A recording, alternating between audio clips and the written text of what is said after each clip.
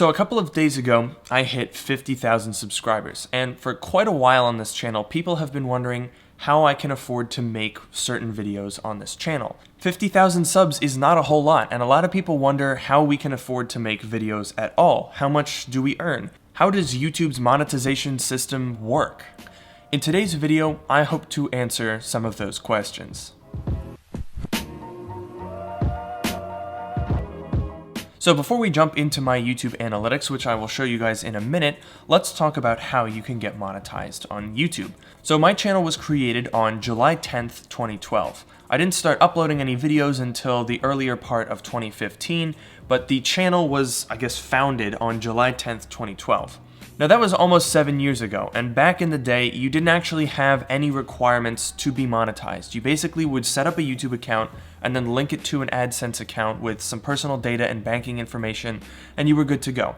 Granted, it's a brand new channel, you're probably not going to be making much money anyways, but you could make money in theory off of any views you received right from the start. However, recently the requirements for being monetized on YouTube have changed significantly. So you now have to have 4,000 watch hours over the last year on your channel, and you also have to have 1,000 subscribers. So the watch hours requirement is fairly low, considering that if you're getting regular views, enough to make monetization worthwhile, you're probably going to have more than 4,000 hours over the last year.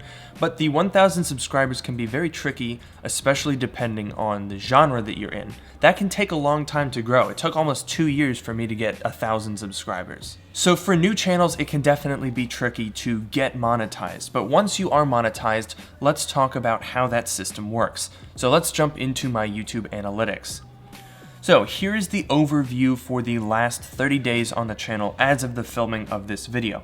Now this stuff is going to change from day to day, so take it with a grain of salt. So in the last 28 days from when this video is filmed, I've had a little over 750,000 views, and those views have generated $2,700 of income. So a lot of people associate the amount of money that you make with the amount of subscribers that you have. However, that's really not the case. A better metric to use to determine how much money you're making is the number of views that you receive. If you have 50,000 subscribers but are getting 1.4 million views a month, basically double the amount of views that I'm getting, you could conceivably be making double the amount of money that I am making with the same sized YouTube channel. So really the better title for this video would be, how much money do you make with a little bit over 750,000 views in the last 28 days, but that's not really quite so catchy. I wish I could tell you what the average amount of views per subscriber threshold, like 10,000 subscribers, you should be getting 100,000 views a month. If you have 20,000, you should be getting 500,000 views a month. Now that would be pretty high. There's really no average target that you are like, oh, if you hit this target, you're doing well. If you hit this target, you're not doing so hot. It's all very, very arbitrary, and there's not a lot of information out there. So hopefully you can take this data and see, oh, maybe I'm getting more views than Luke with a subscriber count that's 20,000 less, in which case, good on you, you're getting a lot of views. This all changes based on the channel, based on the genre, based on the amount of uploads you have. There's a million different factors. However, there is one thing that stays relatively consistent, and that is the way that views are translated into dollars. Now, YouTube uses a system called CPM, which stands for cost per mille. The mille is Latin for 1,000. So it's essentially a cost in dollars per 1,000 views received. Now, if we go over to the ad rates section on analytics, we can actually see what this is. So there are 4 different tabs here. The first one is YouTube ad revenue. This is not the amount of money that I receive, but the amount of money that my videos generated through monetized playbacks. So you'll notice that this figure is actually very, very much higher than the actual dollar figure that I receive, and that's because YouTube takes a cut of this before I actually get any money. Next over here we have the estimated monetized playbacks. We'll come back to that in just a minute.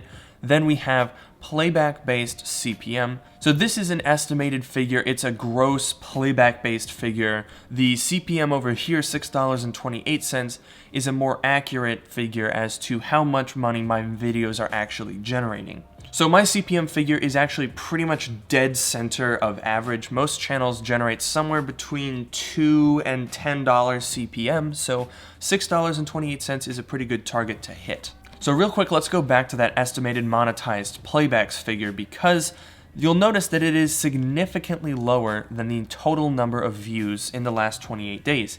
430,000 compared to 760,000. So what happened to those 330,000 views? Why are they not showing up as monetized? Well, basically anytime someone watches a video of mine without any ads on it, most of the time through using some sort of ad blocker, I as a creator don't actually make any money. If you're not seeing any ads, I'm not making any money. So let's talk a little bit about that CPM figure, $6.28. What makes that higher or lower? Now, to understand this, we have to talk a little bit about how YouTube's algorithm works. And for the longest time, a lot of people thought that the way that you could generate interest in your videos and therefore get more views on your videos was by having a high percentage of the video viewed. The theory goes that if you can have viewers stick around for a large portion of your video, therefore they're more interested in the video and YouTube would be more likely to recommend that video. And let me tell you, having YouTube recommend the video is very, very important. I think about 85% of the views on my channel are from YouTube's recommendations. So 85% is algorithmically driven. So therefore you have to appeal to that algorithm. However, the whole idea of having watch percentage be super important to the algorithm isn't really accurate. The most important thing that you can have on YouTube is watch time. Now, it might not seem like a huge difference, but let me give you an example. If I were to upload a video that's 3 minutes long and someone watches 2 minutes of the video, that is a watch percentage of 66%, which is very high. Most videos are somewhere in the 40% range. However, even though you're watching a large percentage of the video, you're only watching 2 minutes of content. Whereas if I were to upload a 10-minute video and you watched 5 minutes, you'd be watching a smaller percent, only 50% of the video compared to 66, but you'd be watching 5 minutes of content, whereas before you'd only be watching 2. Now, YouTube values this because, frankly, the more time you're spending on YouTube, the more ads you're watching. So as far as the YouTube algorithm is concerned, the amount of minutes watched is more important than the percent of a video viewed. This promotes longer videos because the longer your video is, statistically, the longer people are going to spend on the platform. Now this brings me to the next big thing on YouTube, which is the magical 10-minute mark. What is so important about the 10-minute mark? Why do you see so many videos that are 10 minutes and 2 seconds long? Basically, once you hit 10 minutes, you can put mid-roll ads in your videos. And the kicker is, there's no limit.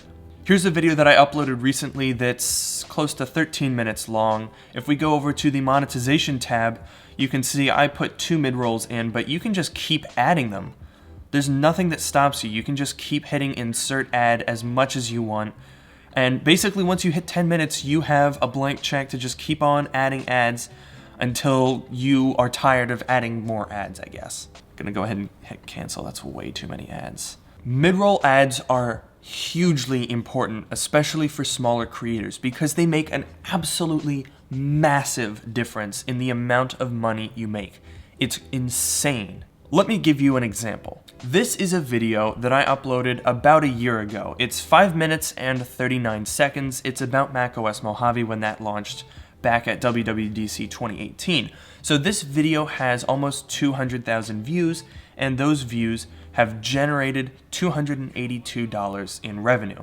However, if we look at this video, which is 12 minutes and 48 seconds, you'll notice that even though it has about 20-something thousand fewer views, the revenue is so much higher, $687 compared to $282. That's about 2.5 times the revenue with 20,000 fewer views. So that's pretty much why everyone on YouTube wants to hit that 10-minute mark. And can you blame them? That is a huge incentive to make your videos longer.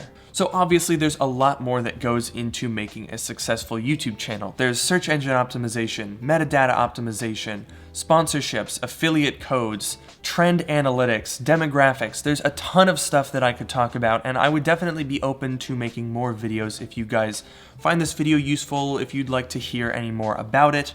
I would definitely be open to making more videos on the subject, But I hope that this video gave you some idea of how YouTube's monetization system works based on views, watch time, mid-rolls, and that sort of thing.